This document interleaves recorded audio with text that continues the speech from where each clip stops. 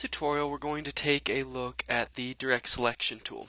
The direct selection tool is a little bit different than the selection tool as it allows you to select individual anchor points. Now don't get too worried about anchor points at this point. We will address those a little bit more when we get into the pen tool.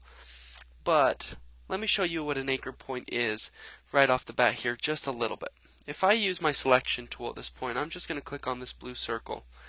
You can see that there are anchor points throughout this drawing or this object.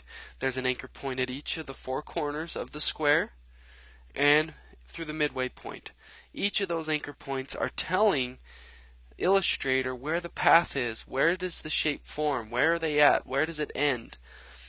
So that's kind of what an anchor point is in a nutshell. So let's assume we wanted to select an individual anchor point, and this will come in handy more when you're using the pen tool like I mentioned, so keep this in mind when you get to those tutorials. To do this, we need to get our direct selection tool. To do this, we come over to the left hand side, and it is a hollowed out arrow or a white arrow. The quick key function for this is A. If you hit the letter A at any time, you will have your direct selection tool. I'm going to go ahead and select this. I'm going to come down to my first square here that I have selecting single anchor points under. To select a single anchor point, we simply hover over one of the anchor points and watch what happens when I hover over it.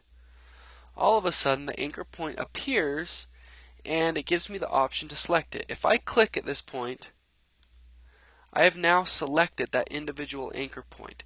And you can tell whether or not it's selected by whether or not it is filled in. If you look at the other anchor points, they are still hollowed out. So at this point, with it selected, I could click and drag, and I can manipulate that one anchor alone.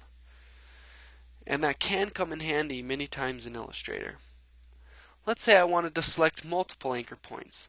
This works similarly to how we select multiple objects.